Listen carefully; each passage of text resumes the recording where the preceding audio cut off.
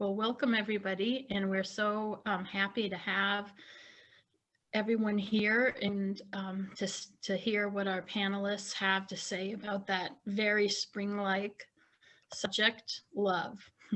So today we have from the West Coast, we have Diana Ma, and she writes YA and middle grade books that feature kick-ass Asian American heroes.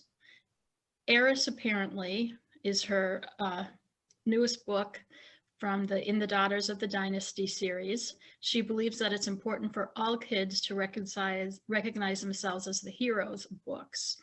She has a BA in creative writing from the University of Washington and a master's in English with a creative writing focus from the University of Illinois, Chicago. And she lives in Seattle and teaches composition, creative writing, lit, and humanities at North Seattle College.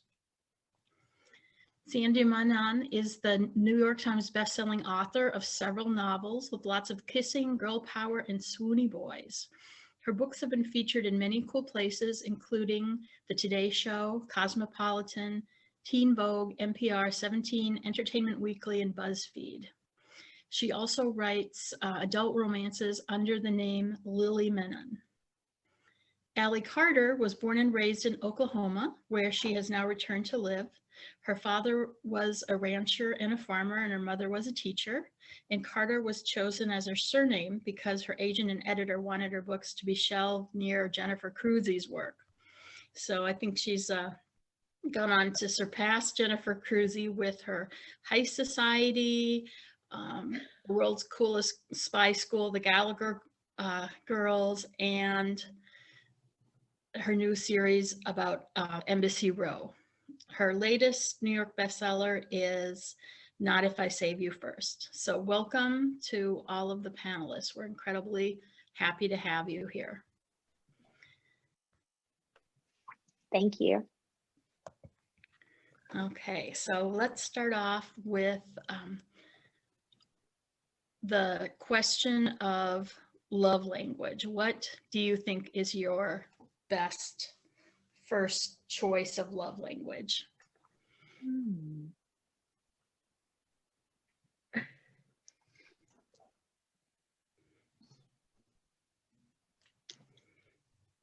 Well, I guess I'll go first. My way of showing people that I love them and I care about them is I usually feed them. I like to cook. I like to bake. I like to have dinner parties. I like to, go on vacations and rent houses and do a big Sam's run and just feed my friends and my loved ones and make everybody feel comfortable and at ease. And that's probably how I, that's probably my love language and how I show people that I really care about them. What's your specialty, Allie? Do you have something you would really like to cook?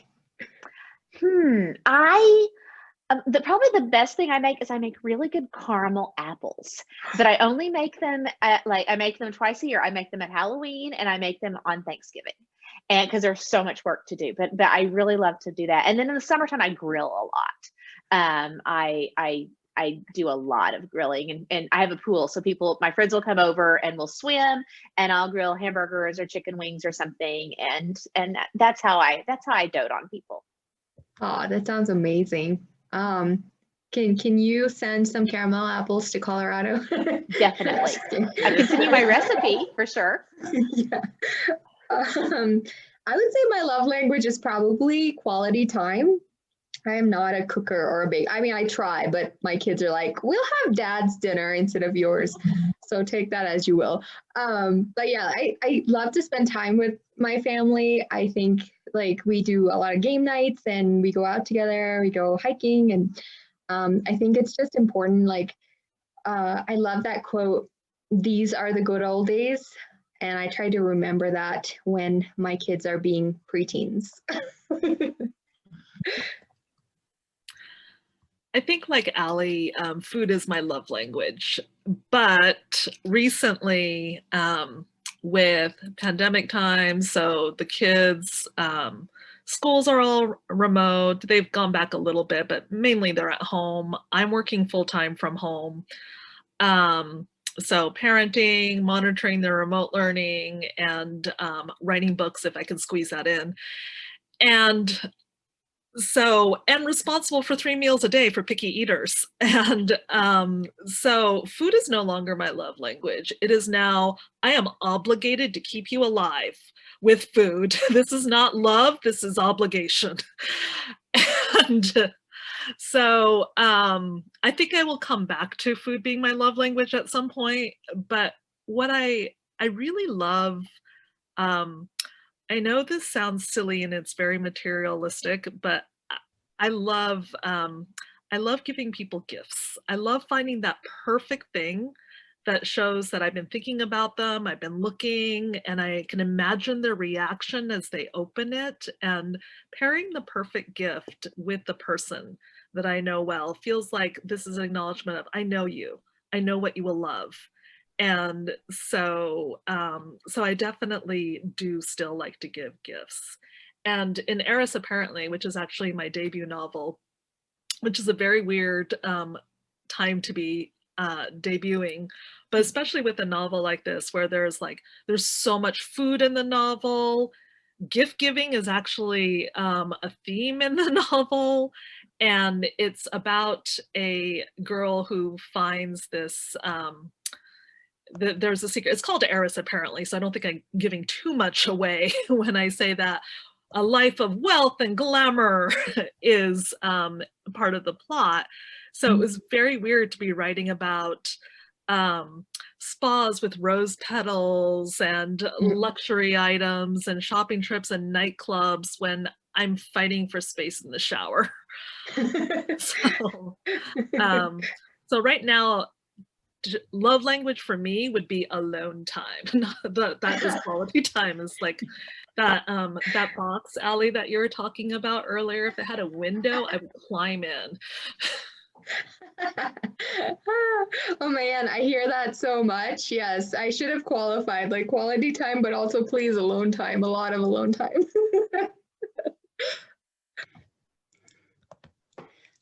So when you all are balancing a plot and you have to have multiple plot lines, do you make sure that you fulfill the expectations of each story? Balancing, because all of you write very multi-layered books with a lot of different things going on, not just a love arc. So how do you do that masterly?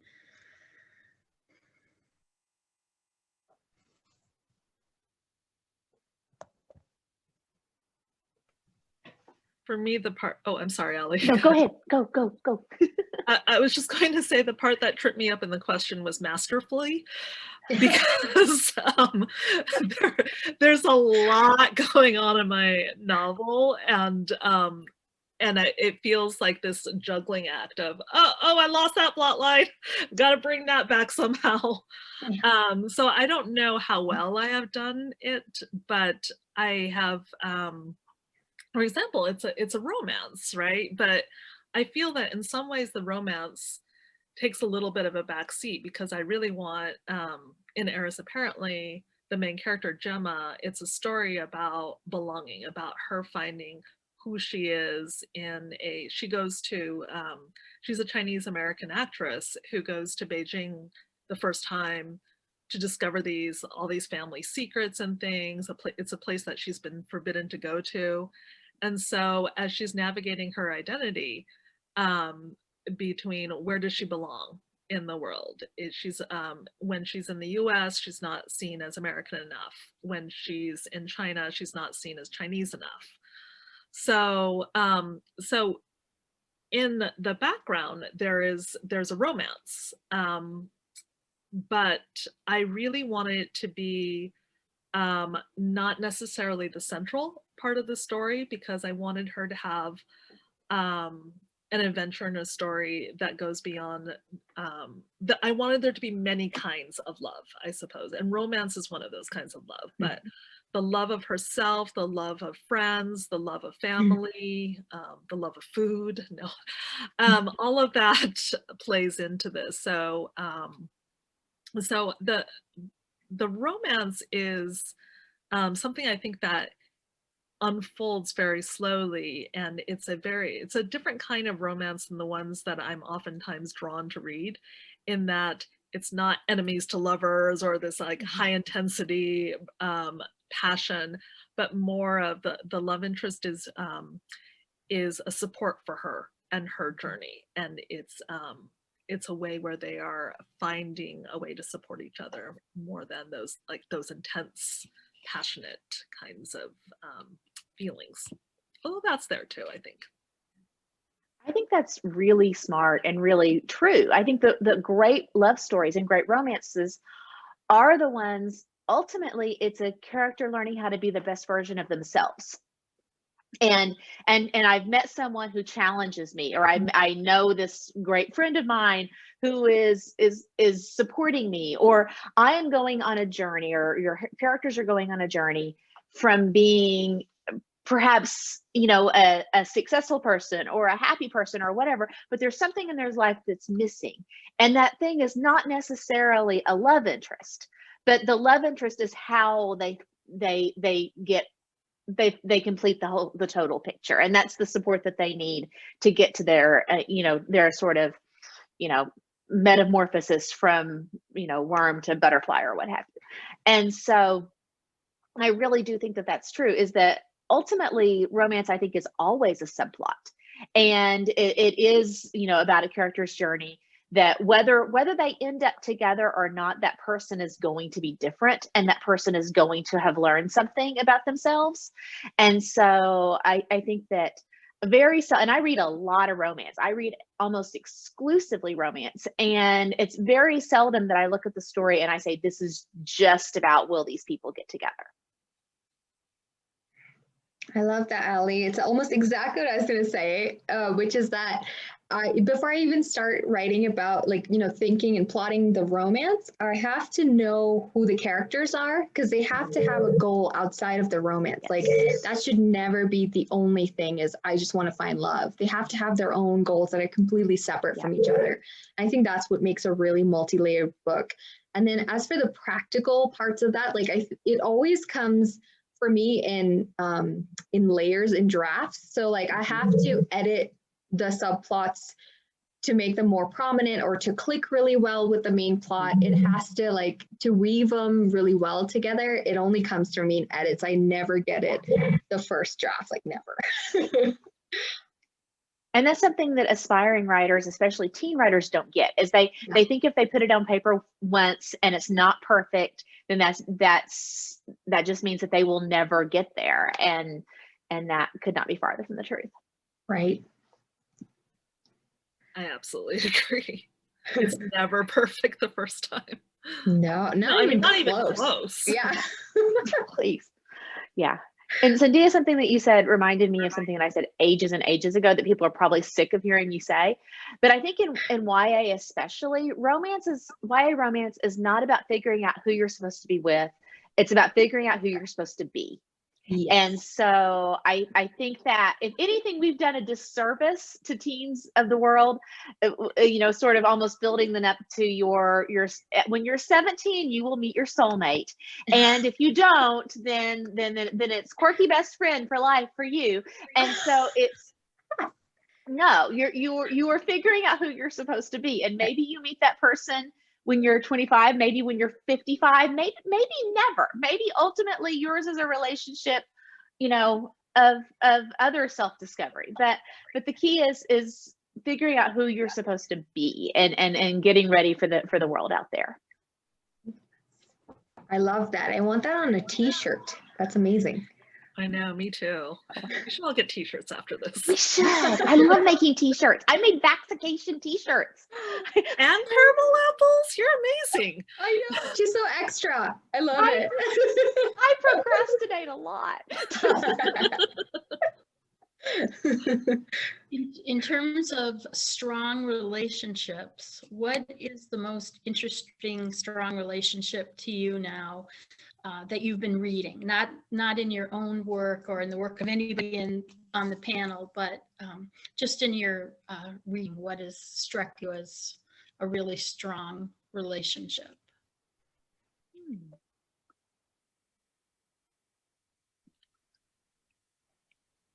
This is so hard. Very hard.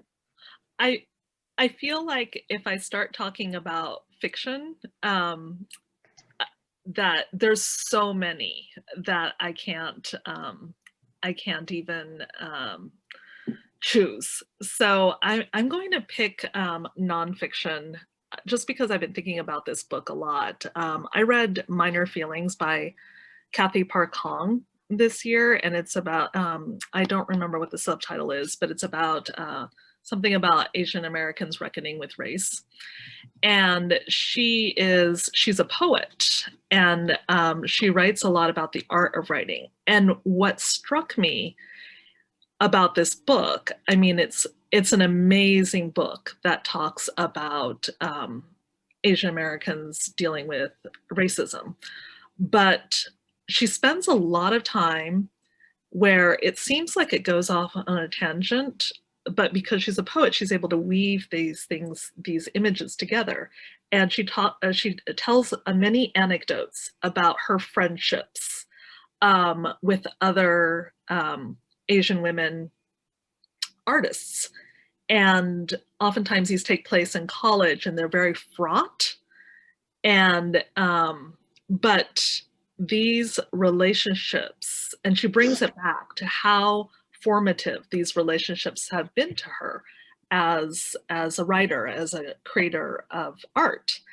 And then toward the end, I think she talks about how we don't, as a society, celebrate the relationships between women artists, especially women of color artists, and those connections, and how, and I mean, we don't celebrate women of color artists, period.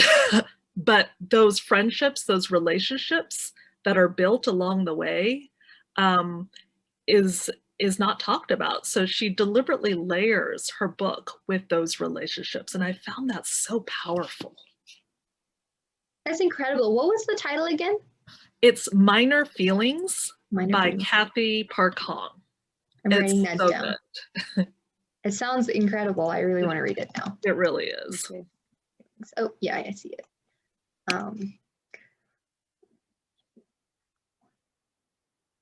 you want to go next? Okay. Yeah.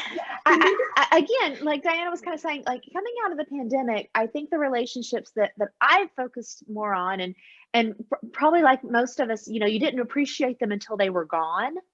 But the women in my life, the colleagues / friends / family that you make, that you realize that these are the people who keep you going when the book is kicking your butt, or when you've had a family crisis, or when you're going through depression, or when there's a global pandemic, or whatever the case may be. And you don't really appreciate those relationships until you can't, until they're taken away from you, and you don't realize how much you need, like the sitting around in the green room at the Rochester Teen Book Festival to meet your new friends and to connect with your old friends. And those are the types of things that I hope going forward that I don't take for granted. Like I now see that maybe I did in the past. Oh man, so true. I know. And it was funny because in 2019 I complained a lot about traveling, and I was like, I can't hit my deadlines if I'm traveling so much now. And now I'm like, what was I thinking? Like, I will never say that again. Yeah, for me, I was thinking about fiction, and one book that I read during the pandemic in YA was A Song Below Water by Bethany C. Morrow. And if you don't know, it's pure genius. It's so good. It's about basically Black sirens in Portland. So it's like an alternative universe, Portland, Oregon, where Black sirens exist, and they're like part of this secret underworld. And in that book, what really just completely floored me was the friendship between the two main teen girl characters, Tavia and Effie. I had to look this up because I'm terrible with names, but yes, Tavia and Effie. And right from the beginning, they're just, they have this unbreakable bond, and it was written so nuanced and so well that and each of these, like we're talking about, you know, each character has to have their own goal. Like outside of the friendship, outside of like the fantasy stuff, they each are such multifaceted characters, and that just makes their friendship even stronger. And I just love teen girl friendships, because so many times we see like the mean girl trope and, you know, girls tearing each other down and stuff like that. And it's so nice to see just healthy, strong female friendships within teens. So I highly recommend that book.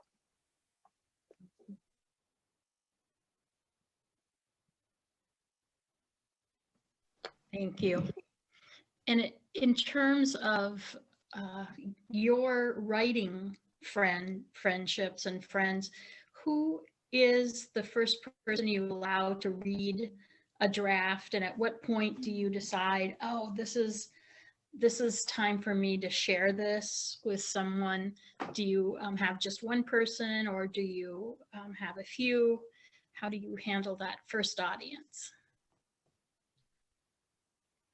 I usually go straight to an editor for that kind of stuff, but I've been working with my editors for a really long time.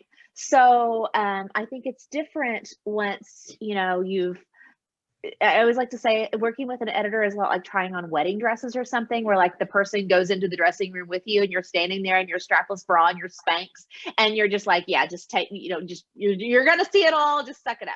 And so, you know, you've worked with an editor long enough that you don't have to, everything doesn't have to look real pretty for them when it comes in. But I also have really good friends who I brainstorm with constantly. And so I'll get on the phone with them, or I'll text with them, and I'll be like, okay, I've got 5 different options for how this can go. Talk it through with me and let me pick a way. Or even in a bigger picture, I've got 4 different book ideas I could sell. Which of these is the best idea, and which do I need to like throw in the ditch? And so you've got those people that are just kind of sounding boards all the time. When I was working on the second Winterborn book, Winterborn Home for Mayhem and Mystery, I had written an entire draft of the book, and just I knew it was wrong. And I got on the phone to 4 of my good writing friends, and I said, if I rent a house, like a beach house, it was January, so it was super cheap, it was off season, will you guys come for 5 nights and fix my book for me? And they were like, yes, we will do that. I'm like, that is how you know you are friends. And That's so amazing. it was amazing, and it was so great. And that was my last trip pre-pandemic. And so that was actually the group that we went back to that same house now after the pandemic to kind of bookend the whole experience. And so that's so as far as reading the first draft, that's usually an editor. But as far as like talking through all the problems along the way, I've got just kind of a core group of friends that we all kind of came up together. We're all kind of the same publishing age, and so we've seen the highs and the lows together, and I would not be here without them. I love that story so much. That's amazing. I think for me, the first person who hears about my ideas, because I want to know if they're even viable, is my agent, who I've been with for, I want to say 7 or 8 years this year. So like we have a pretty long relationship. She's seen me through many ups and downs, and she always gives it to me straight, like, yeah or no, that's basically like you basically like plagiarize the plot of Twilight, or you know, whatever I need to hear in the moment. And then once she gives me the green light and I like actually write the, you know, like a synopsis or just like a high level overview of the book, then I like to run it by my husband. And neither of us saw this coming, but he is an incredible editor. And when I started getting published in romance, he started reading a lot of romance so he could like give me feedback. And he has fallen in love with the genre. This man reads so much romance. Like we have to fight over our romance books. So it is an incredible resource to have in my house. And he's like, well, in the hating game, she did it like so much better. Like say that to my face. So you know, we have some spirited discussions, but he's always honest, and that was just an exaggeration. He's usually very nice with his feedback. So those are my first 2 go-to people. I love that. So this is my debut year, and this was the year I was going to go find my community and my young adult readers. So it turned out a little differently than I had expected, but still, it's been wonderful being on book panels and meeting people. And I took a huge long break from writing for various reasons. So I have only just now gotten back into it. And when I started writing again, and this was a few years back, I looked around and it was kind of like, oh, what happened to all my writing friends, the people who were supposed to help me read and go away with me for 5 nights to fix my novel? That sounds so amazing. And I'm sure there were caramel apples and t-shirts there too. So, so I am very fortunate in that I do have friends who are amazing readers, and I can talk through ideas with them. For the most part, YA romance might not be their preferred genre, but they still have been super helpful. But they also have lives and are very busy. So I have a great agent. It's been amazing working with editors, but I would really just love to have that community where I could say, okay, where am I going wrong here? Because as we said before, the first draft, maybe the second draft, maybe the third are far from where it is that you want to be. So I have definitely found this, the process of writing this year in pandemic times to be one that is a little bit, I mean, I say I crave solitude and alone time, but I also want at the same time that community and connection. It's a very odd thing where it feels like I am simultaneously in this moment, and I'm not alone, I'm sure, but feeling very crowded and also very lonely in some ways. And I'm so fortunate in that I have a wonderful family. I have 2 kids, they're great. My 11-year-old has started reading everything I write. So he's been reading my first drafts, which has been really, really amazing. And he actually has incredible insight. So, so shout out to Liam. Well, Diana, I feel so, I don't want to say feel sorry because that's kind of patronizing, but I have a lot of empathy for debuting in this time and not being on the conference circuit and not, you know, being able to, you know, have launch parties and have, you know, writers in your community, because you're in Washington State, is that right? Seattle area? Yes. So my guess is that there are a lot of YA authors in Seattle, and I very, very, very much hope that in the next few months you can send a message out and have everybody get together and, you know, watch movies and eat popcorn all together and start and let us know, let me know, you know, like, because writing friends are very, very important to have. And I'm so sorry that this year has robbed you from that opportunity, because that is really tragic, and I hate that for you. Oh, thank you. And I shouldn't have quite said it that way. No, but I'm feeling bad about all the writing friends I do have. Yeah. But for the most part, they just write in different genres. Yeah. So YA romance is a very, you know, special little niche thing. Yeah. Thank you. We have a question on how do you write romantic tension? So Allison wants to know what kind of thing, let me see the rest of this. What kind of things do you look at and think of for inspiration to get butterflies in people's stomachs? Well, I think there's tension and there's also conflict. So I think it was Susan Elizabeth Phillips, a great romance author. I think it was Susan Elizabeth Phillips who once said, if your hero is a firefighter, your heroine had better be an arsonist. And so you've got to have, you know, in a way, your 2 love interests need to be at odds in some sort of way, in a lot of ways. And then you also have to have, I always like to say that every romance needs two things. It needs something that's keeping these two people together and something that's keeping these two people apart. And so that's where I think tropes come into it. And so we're fake dating. And so the fake dating means that we have to be together. We have to keep like going to places together and doing things together. But there's something that keeps us apart, meaning that we've always hated each other, or you're my best friend's little sister, or some reason that we can't just go ahead and for a real date. And so I think that that's why a lot of tropes have kind of grown out of the romance genre. So the road trip trope, something that keeps us together. We are bonded together and we are stuck in this car for 48 hours. Something that keeps us apart. The fact that we are both up for this big, same like scholarship, and we are fighting it out and trying to, you know, play mind games with the other one so that I get the scholarship and you don't.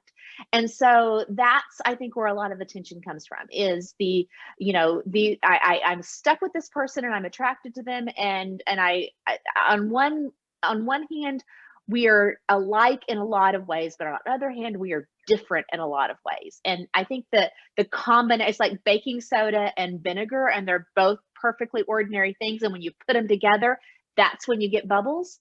And so the things that keep us, the things that ways that we're alike and the things that we're different, and you put them together and bubbles. So I love everything that Allie has to say about the writing process. Like, this last panel was also full of treasures. This is incredible. And Allie has a book that, about writing. What is the title again, Allie?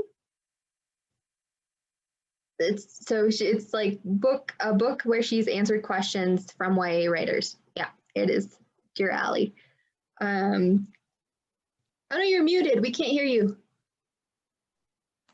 Sorry, it's just questions from teens and I answer them. So it's not rocket science by any stretch of the imagination. And not just me, but I think we have 20 different authors who contributed.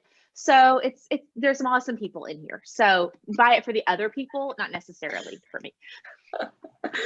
That's incredible. I mean, that's such great advice. I would say also, if you want like a step-by-step writing romance, like, you know, creating tension and all of that, I really like, it's called Romancing the Beats by Gwen Hayes, I believe. And it's such a great, just a good book to have on your shelf if you're writing a lot of romance. As for what I do to kind of get the butterflies going, I like to, like we just talked about, I like to read a lot of romance and I like to watch a lot of romance, and I take special note of the scenes and the situations and the characters that create those butterflies for me. And I like to dissect them a little bit and see, what did that writer do really well that, you know, helped me have those butterflies. And if there's something that doesn't work for me, I do the same thing. I'm like, what did that writer do that didn't work for me in this instance? And what might be a potential solution to that? So I think there's a lot to be learned from other writers already who are doing it.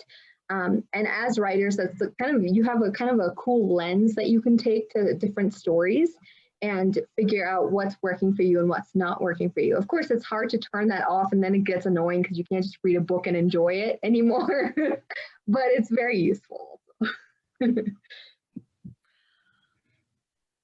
I love that, because I read so much romance, and it's for a long time, it was my guilty pleasure reading, because I went through an MFA where the expectation was you are writing real literature. We never had conversations like, how do you build tension in a romantic scene? It was, what literary symbolism should be used here in this scene? So, and then as a teacher at a college teaching English, we never analyze romantic scenes for how they build tension, right? We're analyzing great literature for the themes about society and culture. So, so I would never tell my students that I'm just reading romance. I'm not reading this great literature that I'm assigning you. I'm reading romance. But now I'm like, this is my job. Sorry, I've got to I've got to go read When Dimple Met Rishi, because that's research. It's research, right? It's not at all, just because I have a glass of wine here and a bar of chocolate does not mean I'm enjoying this at all. So that's been really great to say, okay, my job now is to read romance novels. And one thing I find that really works is when when they're full characters. Because if it's just that there's tension, although I think that tension is really important. I love that vinegar and soda thing, the thing that keeps you apart and the thing that pulls you together. And it's magic. But I need to love the characters. I need to want them to be together. And if they're not, and so I really try to, even if I'm just writing, even if I'm not doing multiple perspectives, even if I'm just writing from one perspective, the love interest needs to have as full a backstory, even if it never makes it onto the page. I need to know that character well, so that I want my main character to get with this person. So I feel that if I don't want it, if I don't know what a fabulous love interest this is, and the reader's not going to want it either. So for me, it's knowing your characters, knowing the depth and nuance of the characters, the quirks that really make them come alive and make that love scene work. One interesting thing I think about whatever popular fiction is through the ages. So, you know, like Jane Austen was the popular romance author of her day, and now she is considered great literature. And, you know, Shakespeare was a pulp writer, and all of these types of things. And so I think that, you know, when in its time, stuff like romance or thrillers or whatever, you know, quote unquote guilty pleasure it is never really appreciated, because people have this perception of if something is easy to read, it must have been easy to write. And I think that could not possibly be farther from the truth. I think that the easier something is to read, probably the harder it was to write, because easy reading is incredibly hard writing. And so I get that quote unquote compliment or insult, and it kind of goes both ways from readers all the time, is like, sometimes I read your books when I'm, you know, just too tired to read a good book. And I'm like, I think that you mean that as a compliment, so that's how I'm going to take it. But yeah, I think it's really, you know, it must be junk food if I enjoy it.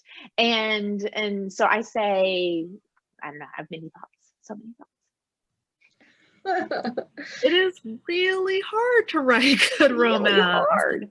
I've read romances where I felt, and it could have just been where I was at the time, where I wasn't drawn to it. I wasn't pulled in. So to when you read a good romance that keeps you going, that keeps you invested, the amount of work that has gone into that is amazing, because it's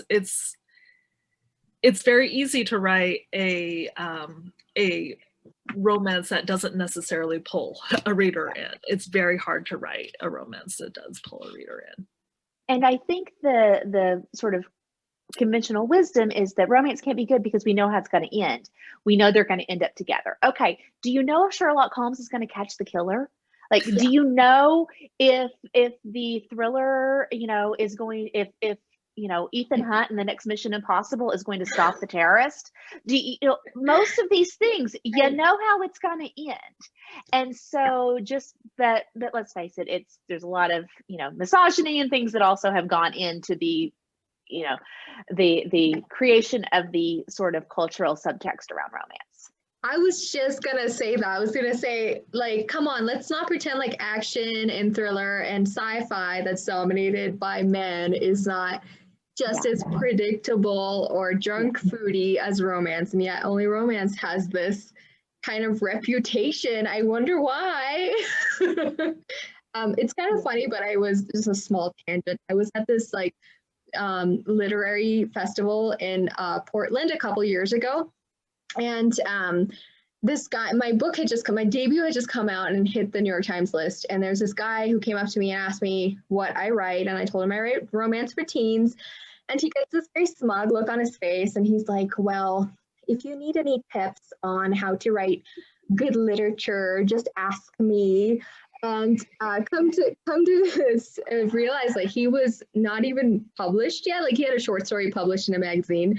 And I was like, when I found that, I wanted to say, like, what makes you think that your literary story in a magazine is better than my book? But I didn't say anything. And then he ended the conversation by inviting me to his hotel room, which was so gross. And that tells you everything right there, you know, about that kind of attitude. It's so gross and it's so misogynistic. And I just want to say, there is something really radical about having that guarantee of happily ever after in the romance genre. Right. And I would say that especially, I mean, just in general, but especially as a woman of color who writes characters who are also Asian, to know that they're not going to kill themselves because a white guy abandoned them, and to know that I'm writing within a genre where my character, a woman of color, is a young teen of color, is going to get her happy ending, I feel is radical. Absolutely. Yeah, we need so many more lighthearted non-issue books. Not that issue books aren't important, they are, but they only tell one facet of the story, right? We need like lighthearted books that everybody can see themselves in, and you know it's all going to be okay and you can escape into this world. So true. There's something to be said for writing a book that a person reads when they're having a bad day, because they know that it will help them have a good day. And I've heard that a lot from readers through the years, but I didn't really appreciate it until like last fall during the pandemic. My mom fell and broke her hip. And so she was in the hospital, and she has MS. So she was in the hospital doing rehab and stuff for about 20 days. And so every day, and during the pandemic, you could only have one family member visiting, and not at a time, but like I was her person for 20 days. And so, and I didn't appreciate it until the tides were turned. And I was like, okay, there's a new Serena Bowen book, and I'm going to go sit in mom's hotel in a hospital room, and I'm going to read this book, and it's going to make me have a good day, you know. And that is, I don't know that there is any fiction more valuable than that at the end of the day, especially like you say, for characters of color, or, you know, people who perhaps haven't seen themselves on the page or on the screen that much, to be like, yes, people like me get happy endings. They deserve that. And I can have mine too. Yeah. Favorite romance tropes? We have a question from the audience. What are your favorite tropes? There's not a trope I don't like. I do love enemies to lovers. I don't know why. Just that yes. It's so good. So good. I love enemies to lovers too. I was going to say that, and fake dating, or like fake engagement, fake dating, all of those. I love a marriage of convenience, which you don't get obviously in YA so much, but for adults, if I'm reading, you know, like the back cover copy of a book, and it's like, and he's a duke who's desperate for a wife, and she's a scullery maid on the run, and I'm like, and, you know, like, sure, give it to me, put it in my veins, you know. Yes, because again, what's forcing them to be together is, oh, we're married. And what's keeping them apart is whatever reason that they wouldn't have been like just naturally married, you know? So that's, I think, I love all the tropes. And I love it when a writer leans into the trope. And it's not like, you know, well, I'm going to write a different kind of romance. I'm going to write a kind of romance that's never been written before. And that's fine, but somebody's written it before. And so it's, you know, I like it when it doesn't pretend to be, you know, like, this is a marriage of convenience storyline. I respect that. Yeah. Well, thank you so much, everyone. We're getting very near the end, and it's just been fabulous to hear what you have to say about writing. Please tell us about how we can find you on the internet or Twitter or through social media. I'm officially Allie on Twitter and the Allie Carter on Instagram. I'm on Instagram way more than I am on Twitter, and I'm just Sandhya Menon Books on Instagram. And I'm on Twitter, not on Instagram, and it's Diana Dringy Ma, which is actually really hard too. Remember, I also have a website where it links to my Twitter account, and that one's easier to remember. It's dianamaauthor.com. Wonderful. Well, have a fabulous day. Thank you for giving us these fabulous characters and books and stories, and have a wonderful year, everyone. Thank you. Thank you. Thank you. Bye.